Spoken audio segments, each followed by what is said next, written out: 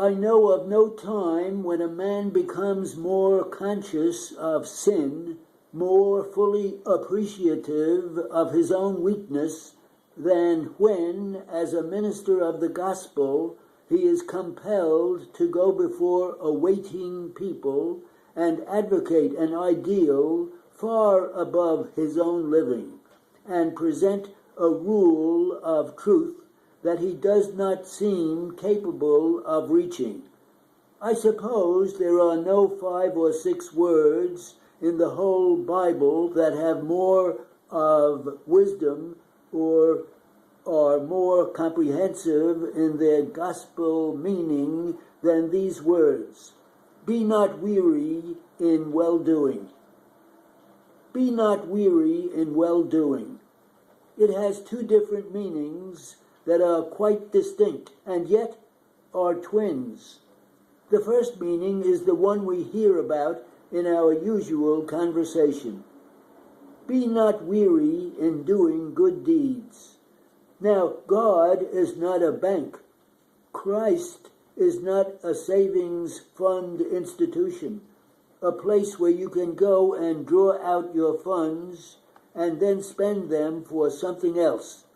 God is not a mere furnisher to the world of blessings to be used for our own selfish advantage.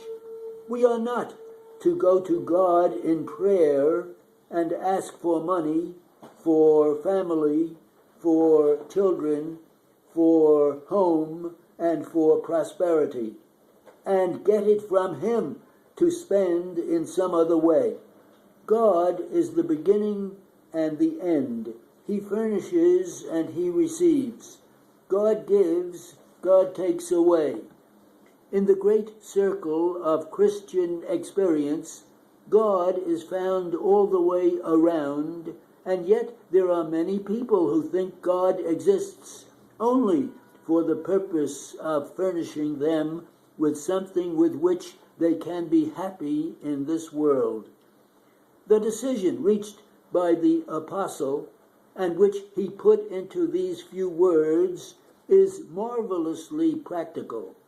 And yet, it seems to me, with our state of life and environment, so unreachable, that while I admire, I yet stand in awe.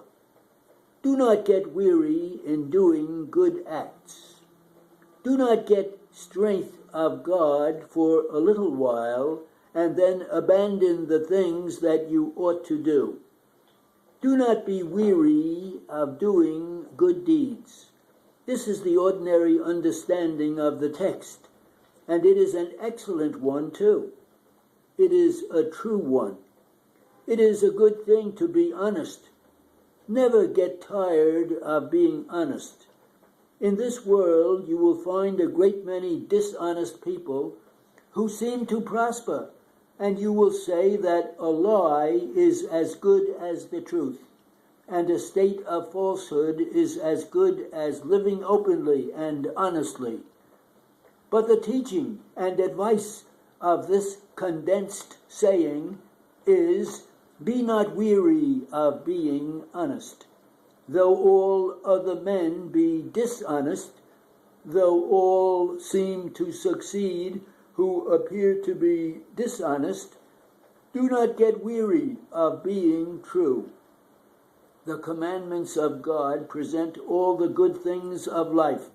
Never be weary of following them.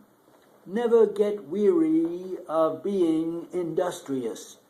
You may see a man succeed as a beggar.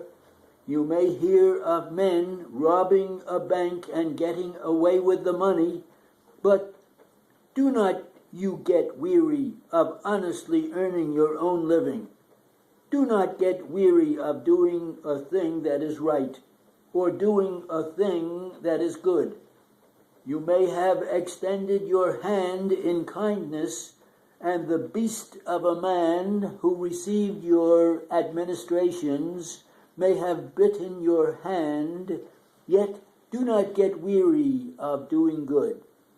Do not get weary of loving. Those you love may misinterpret you, Those you love may forsake you, but do not get weary of loving. Do not get weary of prayer. We are taught to pray, and sometimes you feel that you are falling into formalities and that your prayer does not go above your head. And yet the advice of God, so excellent and so sound in sense, says, do not get weary, make your prayer afresh. Arouse some new enthusiasm, pray for some new thought, arise again to your first love, and pray as you did the first time.